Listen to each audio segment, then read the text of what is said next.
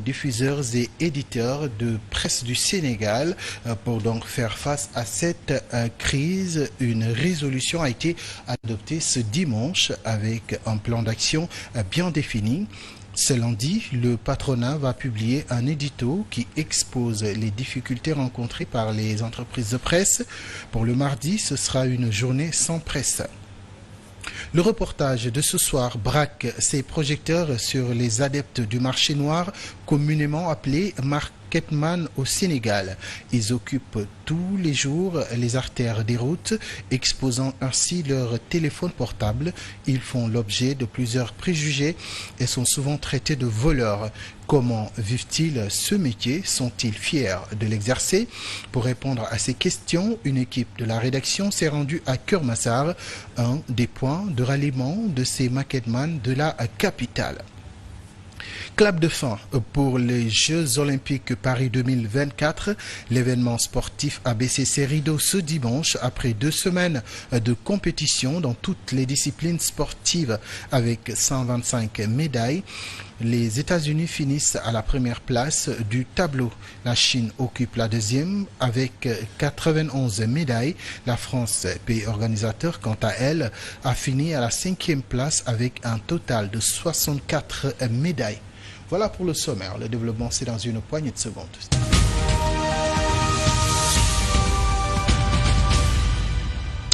Bienvenue à toutes et à tous. Assemblée générale du Conseil des diffuseurs et éditeurs de presse du Sénégal pour faire face à la crise que traversent les entreprises de presse. Le patronat de la presse a adopté ce dimanche une résolution avec un plan d'action bien défini. Ce lundi, d'abord, le patronat va publier un édito autant pour moi, qui expose les difficultés rencontrées par les entreprises de presse au Sénégal. Pour le mardi, ce sera une journée sans presse. Le patronat annonce également d'autres actions pour les jours à venir. Matar Bari nous en dit plus.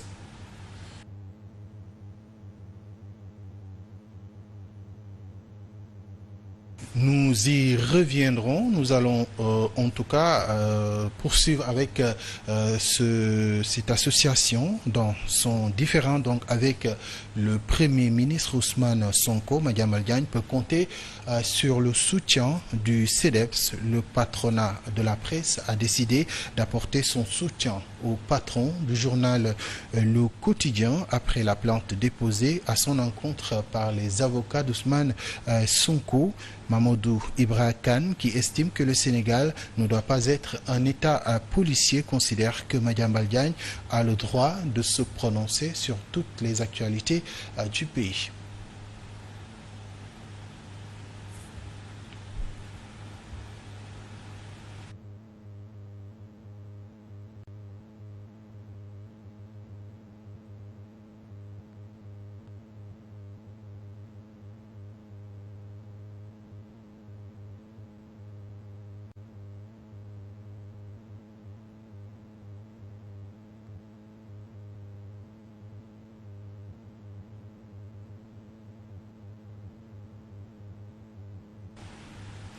Nous vous le disions tout à l'heure, l'association qui réunit le patronat de la presse s'est réunie donc en assemblée générale ce dimanche et des résolutions ont émané de cette rencontre. Le patronat de la presse a adopté ce dimanche une résolution bien définie. Ce lundi déjà, le patronat va publier un édito qui expose toutes les difficultés que traversent les entreprises de presse. Pour le mardi, ce sera une journée sans presse. Les autres jours qui vont venir, il y aura également des actes qui vont être posés, nous dit Matar Bari. mu nekk ab réunion d'urgence bi nga xamante ne CEDEPS woote na ko ngir rek waxtaanee jafe-jafe yi nga xamante ne presse bu Sénégal mi ngi koy dund jamono jile. ñoom patron de presse yu Sénégal yi nag daal di toog rek waxtaanee seen biir bi la situation bi nga xamante ne.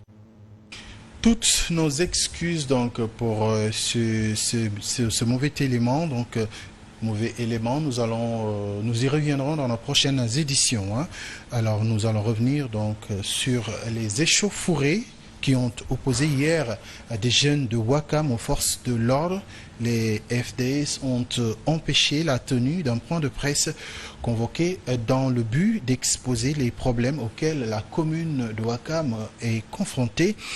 Les jeunes ont donc brûlé des pneus sur certains axes perturbant ainsi le trafic routier pendant quelques heures. Ils protestent contre l'octroi des terres de Ouakam à des projets privés et veulent disposer d'espace afin d'y construire des infrastructures.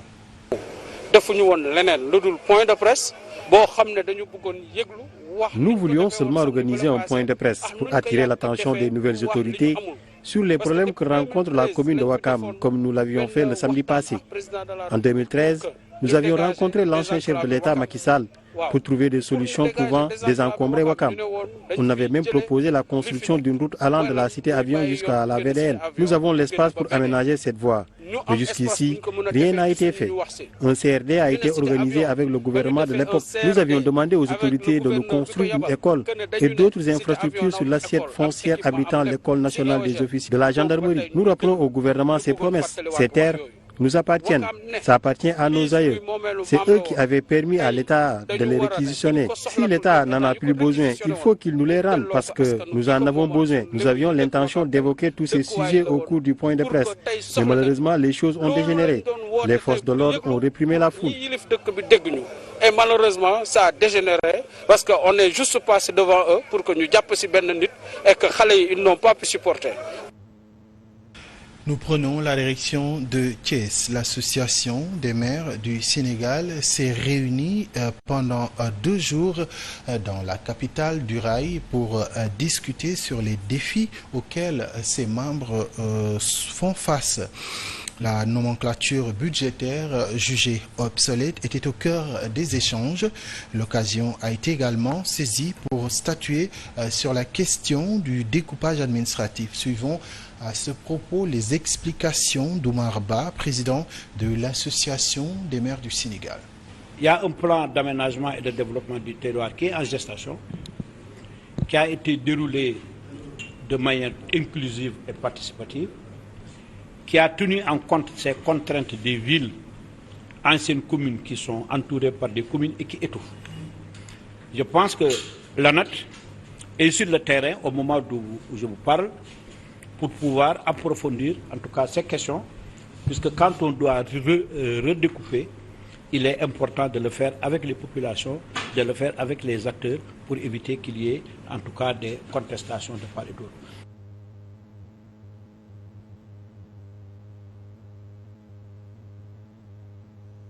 Alors, nous allons revenir sur la rencontre des membres du CEDEPS.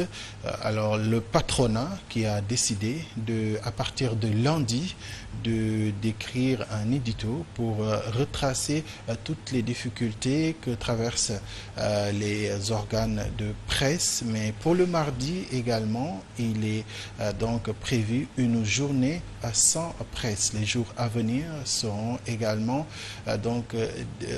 voilà, il y aura également des actes qui seront posés allant toujours dans le sens de mettre en exergue les difficultés que traversent les entreprises de presse Matarbari. Les presse du Sénégal ont uni leurs forces pour trouver des solutions face à la crise que traverse leur secteur.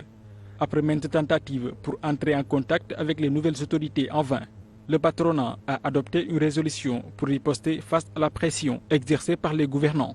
Et cela démarre dès ce lundi par un éditorial qui va exposer toutes les difficultés rencontrées par les médias. Et nous allons nous battre pour que la presse républicaine, libre et indépendante puisse avoir droit de citer au Sénégal. Demain, c'est l'édito que nous allons donc publier dans l'ensemble de la presse écrite, les sites internet, et également lire ça dans les radios et montrer ça dans les télévisions. S'en suivra ensuite une journée sans presse pour dire non à une tentative de mise à mort de la presse privée.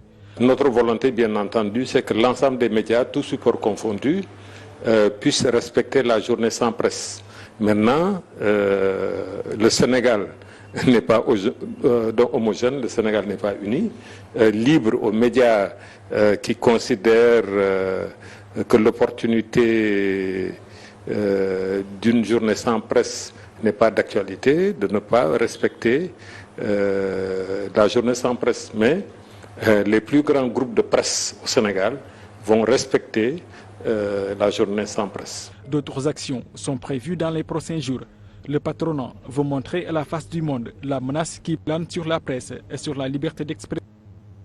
Un des membres de ce patronat est a un différend avec Ousmane Sonko, le Premier ministre.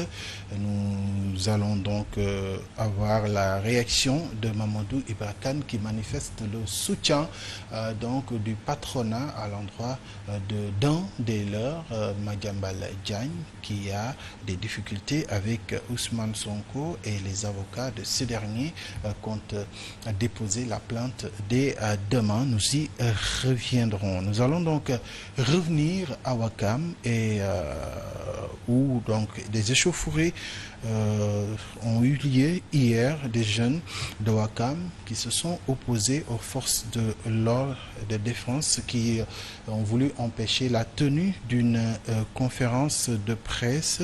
Les jeunes ont convoqué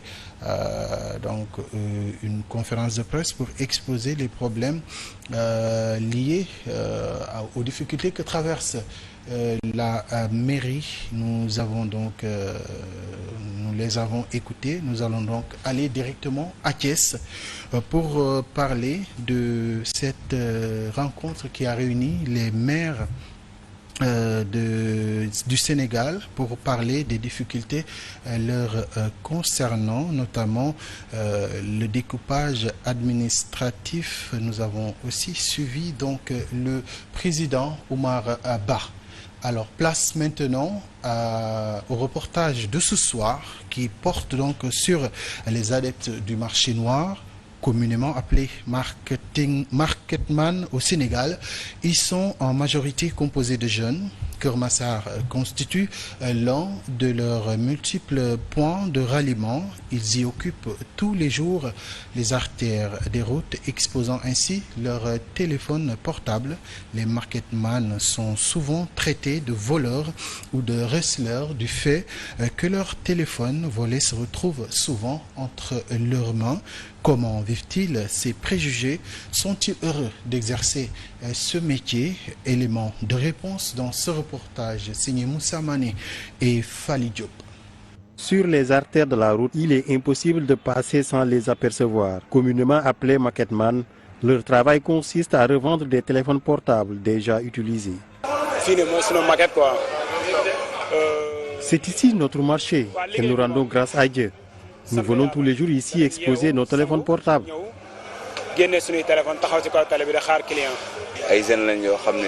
Nous sommes des jeunes très responsables et très ambitieux. Keur Massar, l'un des départements les plus peuplés du Sénégal, le lieu est devenu un carrefour. Mais selon eux, les marketman sont des gens responsables, contrairement à ce qui se dit. Certains pensent que le milieu est constitué que de voleurs, alors que tel n'est pas le cas.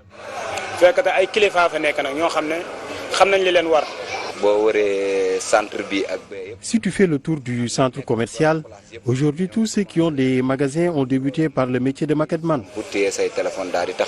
Les risques sont énormes. De nombreux téléphones portables volés sont souvent retrouvés entre leurs mains, eux qui sont souvent taxés de receleurs.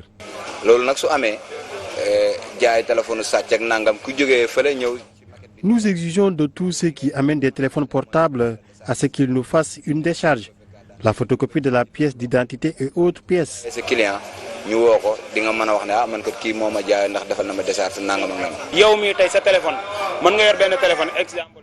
Les téléphones que nous revendons sont des deuxième mains. Nous ne pouvons pas les mettre dans les magasins. Selon eux, les délinquants sont partout, comme dans tous les autres secteurs. Ce sont des choses qui arrivent souvent, donc on n'y peut rien.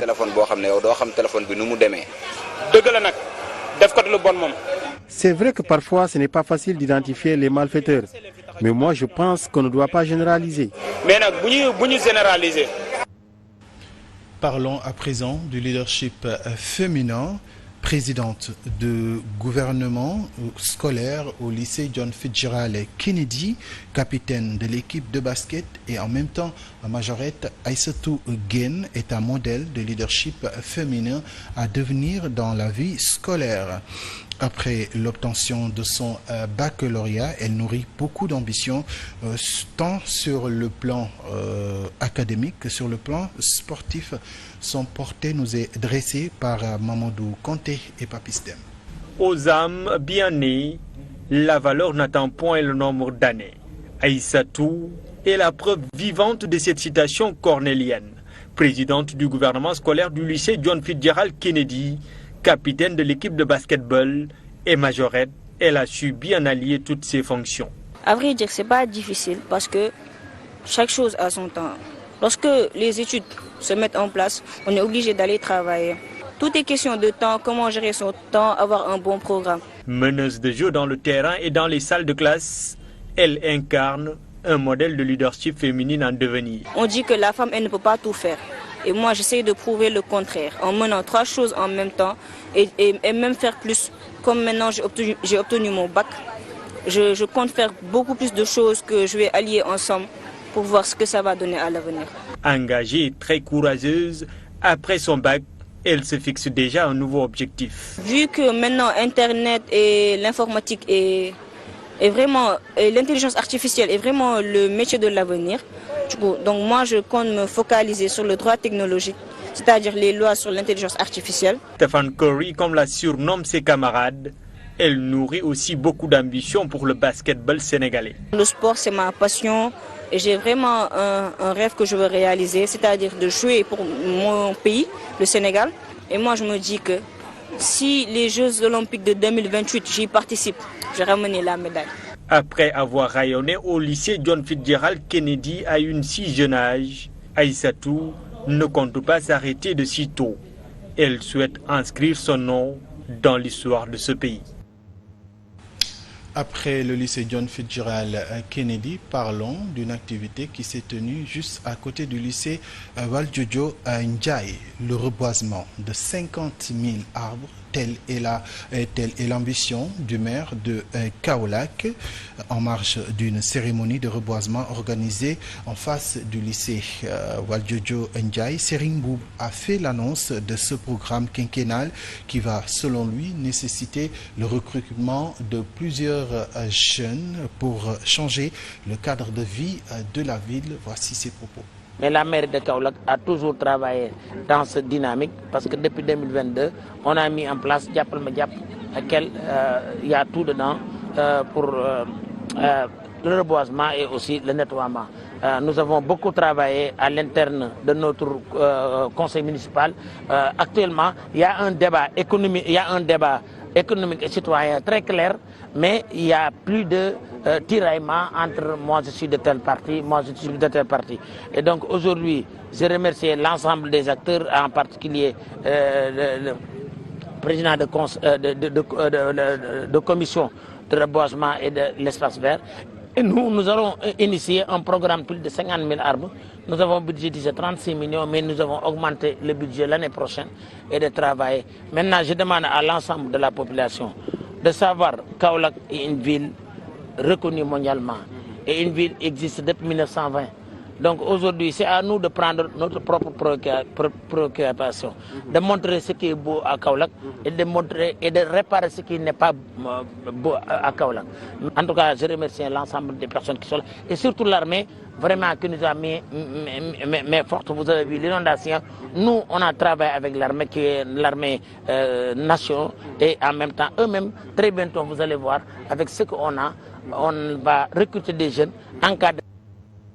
l'amélioration du cadre de vie qui va certainement donc attirer les touristes à Kaolack. Justement, parlons de tourisme. Le promoteur touristique Doudou Niania Diop, nouvellement nommé président du conseil d'administration de la société d'aménagement de la Petite Côte, préconise l'application d'un système de tutorat dans le tourisme sénégalais pour faire bénéficier donc les jeunes acteurs de l'expérience des plus anciens, invités par le club de tourisme de l'université Iba Der Thiam de Thiès. Il était venu également dédicacer son nouvel ouvrage intitulé Sénégal, l'autre tourisme. Il est au micro de Binta Traoré. Je vais lancer un appel parce que j'ai vu que cet appel marche ailleurs, cette pratique-là, d'accompagner les jeunes talents de notre pays par un système de tutorat. Bon, ça marche en France, ça marche au Maroc, en Afrique du Sud, un peu partout, parce que le tourisme est un secteur complexe qui demande beaucoup de pragmatisme et de comportement. Et donc moi je pense que tous nos personnes vaillantes qui ont terminé leur mission, qui sont en retraite aujourd'hui parce qu'on en a beaucoup, qui ont travaillé dans les hôtels depuis un demi-siècle, qui sont en retraite, on peut peut-être voir comment faire le link entre ces compétences au repos et par rapport à ces compétences jaillissantes qui émergent. Donc je crois que là, il y a quelque chose à travailler et à faire. Alors, Dr Amadou Mokhtar Sylla a publié son ouvrage sur Serigne Mountakha Mbacké. Il s'agit d'une œuvre qui retrace le parcours et les projets réalisés par le guide religieux. L'auteur veut ainsi vulgariser le modèle socio-économique prôné par l'actuel khalife général des Mourides. Le livre Serigne Mountakha Mbacké, le khalife de la science et des projets, c'est une prospection. C'est une analyse approfondie sur la personnalité et le personnage du khalife général des Mourides, mais en même temps sur la gestion des affaires publiques à Touba. Ce qui m'a motivé à écrire sur Serigne Mountakha Mbacké, c'est son multitude de facettes. Serigne Mountakha est multidimensionnel, spirituel, éducationnel, organisationnel, comportemental, philosophique. Comment peut-on s'inspirer sur Serigne Mountakha Mbacké? Quelles sont les réflexions qui vont pousser le développement Touba vers le développement durable? Donc ce qui m'a motivé, c'est pour rendre hommage à Serigne Mountakha, mais en même temps, c'est pour exprimer mes opinions concernant la ville sainte de Touba. Magal Touba, édition 2024, le plus grand événement religieux du Sénégal aura lieu le 23 août prochain. Qui veut aller loin ménage sa monture. Cette assertion qui semble inspirer la plateforme dénommée Mouride Professionnel. En marge d'une réunion tenue samedi, l'association a identifié les différents problèmes récurrents lors de cet événement religieux et a réfléchi sur les voies et moyens de les résoudre définitivement. C'est un compte rendu signé Pape Bandagaye. Ce sont des ateliers de réflexion menés par la plateforme Mouride Pro en prélude au Grand Magal de Touba. Sur divers domaines d'activité, les participants ont longuement épilogué. D'abord, sur la question de l'approvisionnement en denrées alimentaires de la ville sainte de Touba. Donc, défi nous jot relevé. Vraiment, mon problème de disponibilité. Les défis que nous avons notés, c'est lié à la disponibilité des aliments, leur accessibilité et leur utilisation. Mais li nga xamné mom lañuy jëfëndiko ci wañi ak ci wanat yi ak li nit ñi di sango toujours dañuy sétlu né ci magal bi bu joté da fay am problème. Des manques d'eau se font également sentir lors du magal de Touba. Conservation bi ak wañi naka lañuy préparer waxtaan nañ ci lu bari. Une autre problématique, c'est l'emploi et l'employabilité dans la commune de Touba. Les panélistes indexent un manque réel de politique en matière d'emploi. Touba ville Touba est une ville attractive économiquement. Environ 250 milliards de francs CFA entrent à Touba lors de chaque Magal. C'est pourquoi nous posons la problématique lancinante d'un manque de politique en ce sens. Les autorités vont certainement y travailler. Ces disciples mourides n'ont pas manqué d'aborder la question de l'insalubrité. Tout le monde sait qu'il y a beaucoup d'ordures en période de Magal.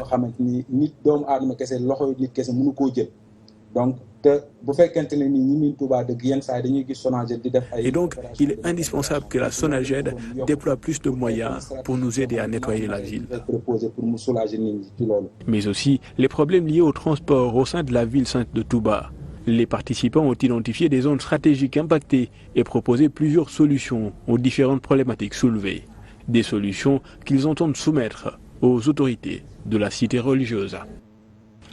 Bandagaï, ceux de Saint-Louis voudront aller à Touba, mais faudra-t-il d'abord qu'ils soient en bonne santé? Justement, une journée de don de médicaments a été organisée ce dimanche dans le quartier de Diamaguène à Saint-Louis.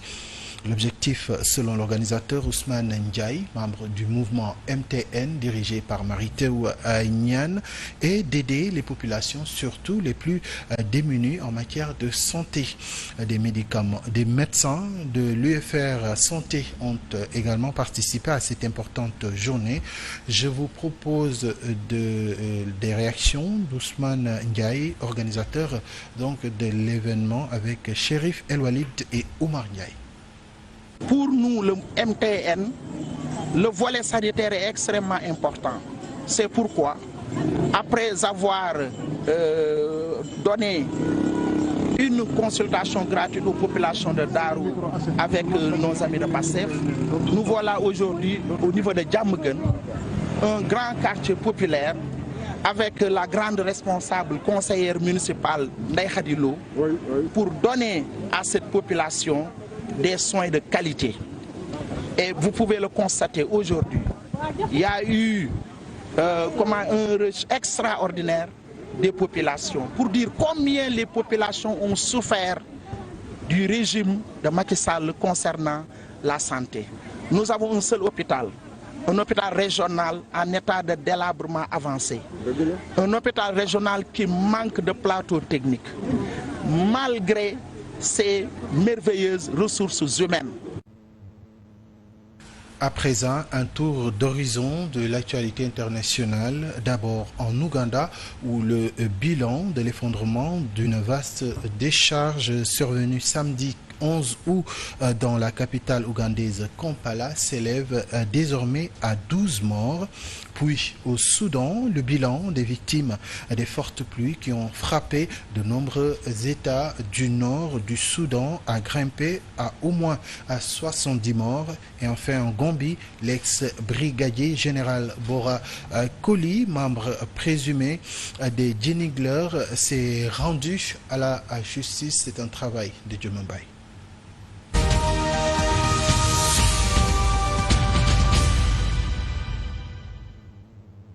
En Ouganda, le bilan de l'effondrement d'une vaste décharge survenue samedi 11 août dans la capitale ougandaise Kampala s'élève désormais à 12 morts, a annoncé la police ougandaise ce dimanche. Selon les médias locaux, des maisons, des personnes et des animaux d'élevage ont été engloutis sous des montagnes de déchets dans la décharge de Kitezi, un district situé au nord de Kampala, à la suite de cet éboulement provoqué par de fortes pluies. Le précédent bilan communiqué samedi par la Kampala Capital City Authority, qui gère le site, faisait état de 8 morts, dont 2 enfants. L'opération de sauvetage se poursuit.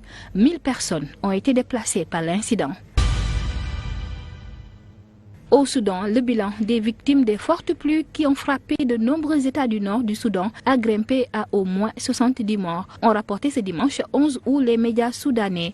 Ces sources ont indiqué que de fortes pluies et des pluies torrentielles ont balayé certaines zones du nord du pays, provoquant aussi l'effondrement et la destruction de milliers de maisons, ce qui a entraîné le déplacement de nombreuses familles. Un précédent bilan a fait état de 53 morts, phénomène annuel au Soudan. Les inondations se produisent généralement entre juin et octobre. Au cours des 3 dernières années, de fortes pluies ont fait des centaines de morts et détruit de vastes étendues de terres agricoles. En Gambie, fin de cavale pour un ancien haut gradé de l'armée gambienne. Dans un communiqué, les forces armées gambiennes ont annoncé l'arrestation de l'ex-brigadier général Borakoli, ancien officier supérieur des forces armées gambiennes et membre présumé des Jungleurs, une unité qui serait impliquée dans des exactions sous le régime de Yaya Jammeh. Koli avait échappé à la justice après le départ de l'ex-président Jammeh pour la Guinée équatoriale en janvier 2017, a précisé le communiqué. Toujours selon le document, le général Koli s'est volontairement rendu à la police militaire le vendredi 9 août 2024 aux environs de minuit à la caserne de Yundum, au sud de Banjul. L'armée gambienne a également précisé qu'une surveillance avait été mise en place autour de sa résidence dans la région du Grand Banjul le jour même de sa reddition. Le général est désormais détenu et coopère avec la police militaire dans le cadre des enquêtes en cours, a soutenu l'armée. Merci à Dieu Mbaye. Une note en sport avant de nous quitter. Clap de fin pour les Jeux Olympiques Paris 2024. L'événement sportif a baissé ses rideaux ce dimanche après 2 semaines de compétition dans toutes les disciplines sportives avec 125 médailles, 40 or, 44 argent et 42 bronze. Les États-Unis finissent à la première place du tableau des médailles grâce à un plus grand nombre de médailles d'argent que la Chine qui en totalise 91. Il s'agit de 40 en or, 27 en argent et 24 en bronze. France, pays organisateur, a fini à la 5e place du tableau des médailles avec 16 en or, 26 argent et 22 bronze pour un total de 64 médailles.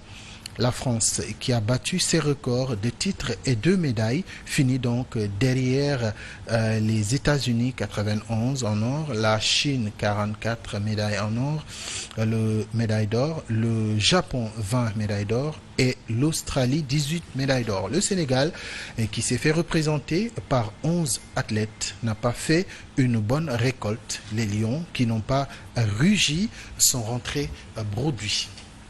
C'est la fin de cette édition, mesdames et messieurs. Merci de nous avoir choisis pour vous informer. Merci à Pape Bandagay qui nous a concocté ce menu, ainsi qu'à Bamba Traoré, à Pape Diop pour la réalisation. Le programme se poursuit sur la 7 TV. Tout à l'heure, vous aurez votre émission Sport sur 7. Au menu, nous parlerons donc des Jeux Olympiques qui ont baissé le rideau ce dimanche, mais également la saison de basket au Sénégal qui a pris fin hier avec la finale de la Coupe du Sénégal qui a opposé Guédiawaye Basket Academy à l'AS Douane, un match qui s'est soldé par la victoire de l'AS Douane, justement. Comme invité, Grégoire Sambagom et Baboundour auront Mamoudou Paté Keita, qui est le président de Guédiawaye Basket Academy, Abou Sey, administrateur du site Sénébasket, ainsi que Mbaye Jacques Diop, spécialiste en management des organisations sportives. Ce sera à partir de 21h. Quant à moi, je vous retrouve demain pour la matinale. Excellente suite des programmes sur la 7 TV.